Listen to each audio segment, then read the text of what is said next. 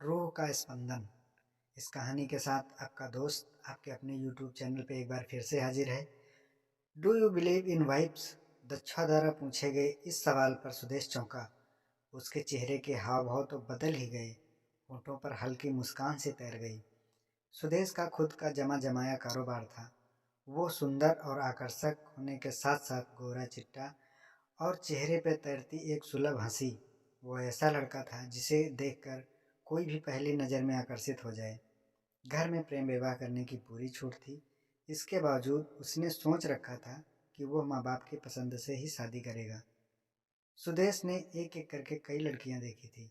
कहीं लड़की वालों को उसकी अपार प्यार करने वाली माँ पुराने विचारों वाली लगती थी, तो कहीं उसका मन नहीं माना।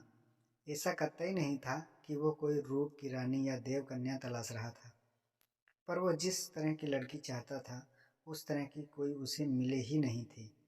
सुदेश का अलग तरह का स्वभाव था। उसकी सीधी सादी जीवन शैली, गिने चुने मित्र, न कोई व्यसन और न कोई महंगा शौक। जितना कमाता था उस हिसाब से उसके कपड़े या जीवन शैली नहीं थी।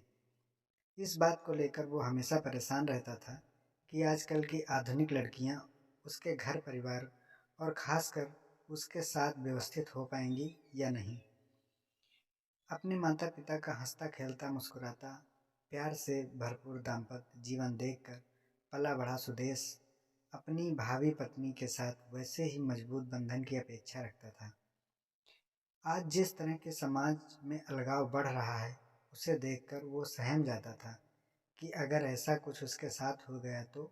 सुदेश की शादी को लेकर उसकी माँ कभी कभी चिंता करती थी, लेकिन उसके पापा उसे समझाते रहते थे कि वक्त के साथ सब ठीक हो जाएगा।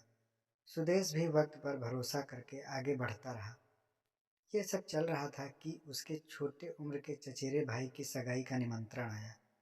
इससे सुदेश की माँ को लगा कि उनके बेटे से छोटे लड़कों की शादी हो रही है और उनका हीरा जैसा बेटा किसी को पता नहीं क्यों दिखाई नहीं देता। चिंता में डूबी सुदेश की माँ ने उससे मैट्रिमोनियल साइट पर ऑनलाइन रजिस्टर कराने को कहा। माँ की इच्छा का सम्मान करते हुए सुरेश ने रजिस्ट्रेशन करा दिया। एक दिन टाइम पास करने के लिए सुदेश साइट पर रजिस्टर्ड लड़कियों की प्रोफाइल देख रहा था। तभी एक लड़की की प्रोफाइल पर उसकी नज़र ठहर गई। ज़्यादातर लड़कियों ने अपनी प्रोफाइल में शौक के रूप में डांसिंग, सिंगिंग या कुकिंग लिख रखा था, पर उस लड़की ने अपनी प्रोफाइल में जो शौक लिखे थे उसके अनुसार उसे ट्रैवलिंग, एडवेंचर, ट्रिप्स, फूड का शौक था। वो बिजनेस माइंडेड की भी थी। उसकी हाइट यानी ऊंचाई भी नॉर्मल लड़कियों से अधिक थी। फोटो में वो काफ़ी सुंदर दिख रही थी। सुदेश को लगा कि उसे उस लड़की के लिए ट्राई करना चाहिए। शायद लड़की को भी उसकी प्रोफाइल पसंद आ जाए और बात आगे बढ़ जाए। यही सोचकर उसने उस लड़की के पास रिक्वेस्ट भेज दी। सुदेश तब हैरान रह गया जब उस लड़की ने उसकी रिक्वेस्ट स्वीकार कर ली। हिम्मत करके उसने साइट पर मैसेज डाल दिया। जवाब में उससे फ़ोन नंबर मांगा गया। सुदेश ने अपना फ़ोन नंबर लिखकर भेज दिया। थोड़ी ही देर में उसके फ़ोन की घंटी बजी। अनजान नंबर होने की वजह से सुदेश थोड़ा असमंजस में था, फिर भी उसने फ़ोन रिसीव कर लिया। दूसरी ओर से किसी संभ्रांत सी महिला ने अपना परिचय देते हुए कहा, मैं दच्छा की मम्मी बोल रही हूँ। आपकी प्रोफाइल मुझे अच्छी लगी, इसलिए मैं चाहती हूँ कि आप अपना बायोडाटा और कुछ फ़ोटोग्राफ्स इसी नंबर पर व्हाट्सएप कर दें। सुदेश ने कहा हाँ कहकर फ़ोन काट दिया। उससे उसके लिए ये सब अचानक हो गया था। इतनी जल्दी जवाब आ जाएगा और बात भी हो जाएगी, सुदेश को उम्मीद नहीं थी। सोच विचार कर उसने अपना बायोडाटा और फोटोग्राफ्स व्हाट्सएप के जरिए भेज दिए। फ़ोन रखते ही दच्छा ने माँ से पूछा, मम्मी लड़का किस तरह बातचीत कर रहा था? अपने इलाके की भाषा बोल रहा था या किसी अन्य प्रदेश की भाषा में बात कर रहा था? बेटा फ़िलहाल वो दिल्ली में रह रहा है और दिल्ली में तो सभी प्रदेश के लोग भरे पड़े हैं। यहाँ कहाँ पता चलता है कि कौन कहाँ का है, खासकर यूपी, मध्य प्रदेश, उत्तराखंड और राजस्थान वाले तो अच्छी हिंदी बोल लेते हैं। माँ ने बताया, मैं तो ये कह रही थी कि यदि वो अपने ही क्षेत्र का होता तो अच्छा रहता। दक्षा ने मन की बात कही। लड़का गढ़वाली ही नहीं, अपने इलाके का ही है, माँ ने बताया। तो दक्षा खुश हो उठी। दक्षा माँ से बातें कर रही थी कि उसी समय व्हाट्सएप पर मैसेज आने की घंटी बजी। दक्षा ने फटाफट बायोडाटा और फोटोग्राफ्स डाउनलोड किए। बायोडाटा परफेक्ट था। दक्षा की तरह सुदेश भी अपने माँ बाप की इकलौती संतान था। ना कोई भाई, ना कोई बहन। दिल्ली में उसका जमा जमाया कारोबार था, खाने और ट्रैवलिंग का शौक। व्हाट्सएप पर आए फोटोग्राफ्स में एक दाढ़ी वाला फ़ोटो था। दक्षा को जो चाहिए था वे सारे गुण तो सुदेश में थे, पर दक्षा खुश नहीं थी। उसके परिवार में जो घटा था उसे लेकर वो परेशान थी। उसे अपनी मर्यादाओं का भी पता था। साथ ही स्वभाव से वो थोड़ी मूडी और जिद्दी थी। इस समय और संयोग के हिसाब से धीर, गंभीर और जिम्मेदारी भी थी। दक्षा का पालन पोषण एक सामान्य लड़की से हटकर हुआ था। ऐसा नहीं करते, वहाँ नहीं जाते, ये नहीं बोला जाता, तुम लड़की हो, लड़कियाँ रात में बाहर नहीं जाती, जैसे शब्द उसने नहीं सुने थे। उसके घर का वातावरण अन्य घरों से एकदम अलग था। उसकी देखभाल एक बेटे से ज़्यादा हुई थी। घर में बिजली के बिल से लेकर बैंक से पैसा निकालने, जमा करने तक का काम वो स्वयं करती थी। दक्षा की माँ नौकरी करती थी, इसलिए खाना बनाना, घर के अन्य काम करना और काफ़ी कम उम्र में ही सीख लिया था। इसके अलावा तैरना, घुड़सवारी करना, कराटे, डांस, उसे सब कुछ आता था। नौकरी के बजाय उसे बिजनेस में रुचि नहीं बल्कि सूझबूझ भी थी।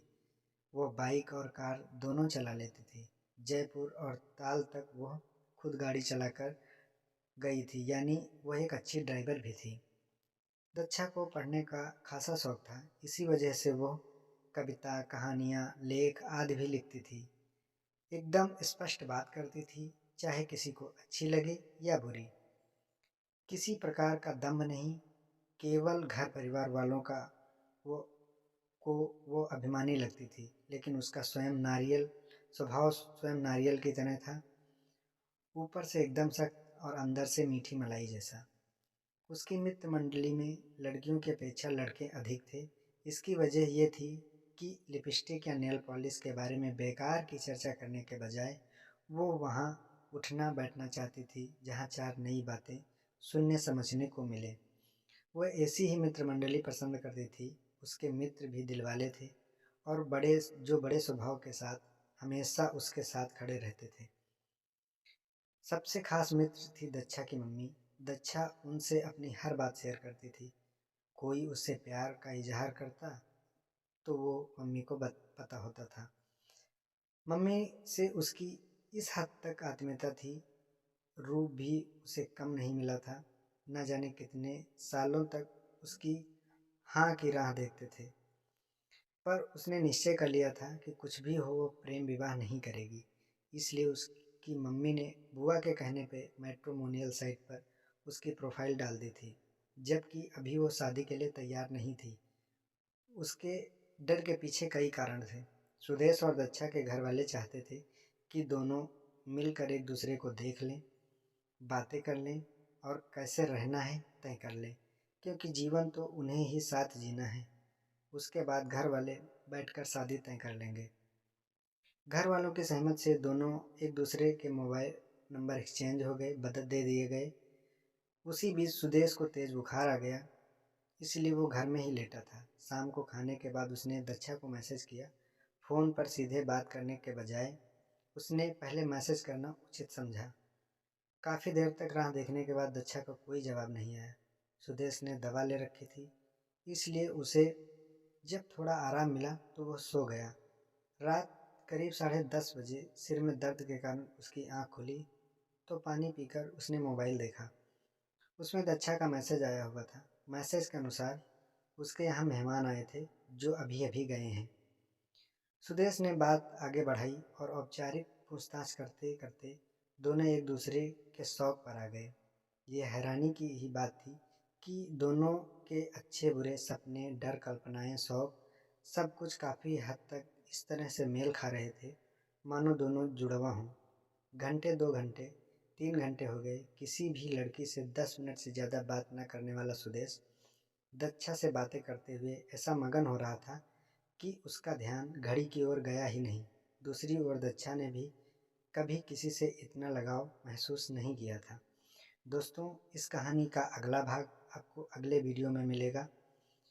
अगर कहानी अच्छी लगी हो तो चैनल को सब्सक्राइब करिएगा और वीडियो को ज़्यादा से ज़्यादा शेयर करिएगा। धन्यवाद। नमस्कार।